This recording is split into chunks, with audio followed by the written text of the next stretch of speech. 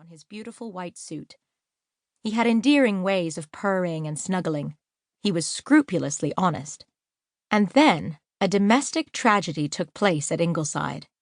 Jack Frost had kittens. It would be vain to try to picture Susan's triumph. Had she not always insisted that that cat would turn out to be a delusion and a snare? Now they could see for themselves. Rilla kept one of the kittens, a very pretty one, with peculiarly sleek glossy fur of a dark yellow crossed by orange stripes, and large satiny golden ears. She called it Goldie, and the name seemed appropriate enough to the little frolicsome creature, which, during its kittenhood, gave no indication of the sinister nature it really possessed.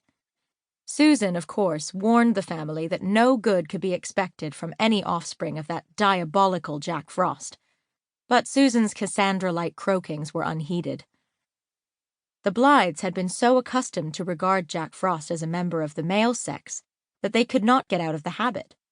So they continually used the masculine pronoun, though the result was ludicrous.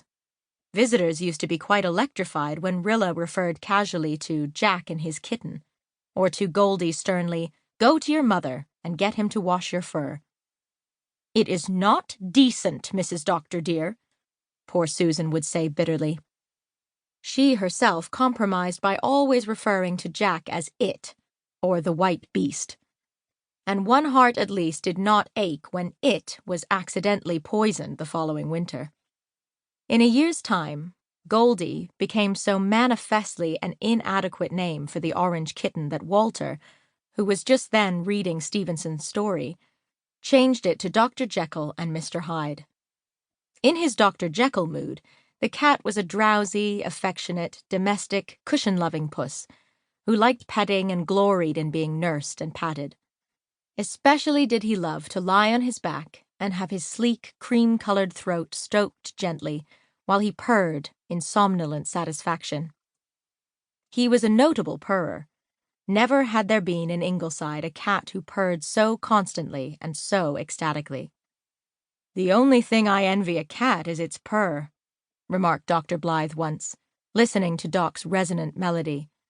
"It is the most contented sound in the world." Doc was very handsome. His every movement was grace, his poses magnificent. When he folded his long, dusky-ringed tail about his feet and sat him down on the veranda to gaze steadily into space for long intervals, the Blythes felt that an Egyptian sphinx could not have made a more fitting deity of the portal.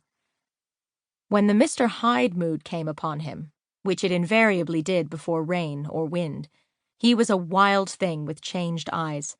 The transformation always came suddenly. He would spring fiercely from a reverie, with a savage snarl, and bite at any restraining or caressing hand.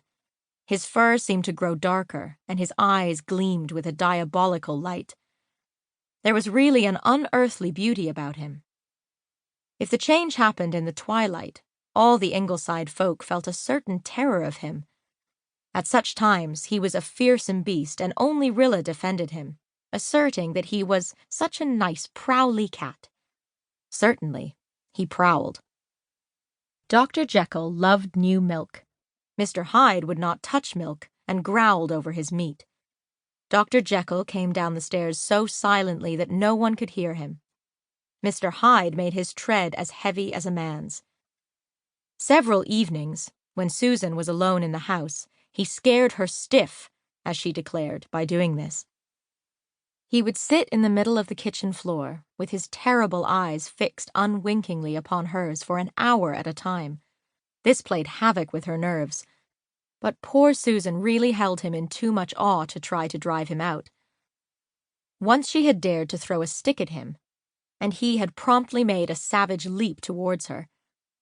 Susan rushed out of doors and never attempted to meddle with Mr. Hyde again, though she visited his misdeeds upon the innocent Dr. Jekyll, chasing him ignominiously out of her domain whenever he dared to poke his nose in, and denying him certain savory titbits for which he yearned. "The many friends of Miss Faith Meredith, Gerald Meredith, and James Blythe," read Susan, rolling the names like sweet morsels under her tongue,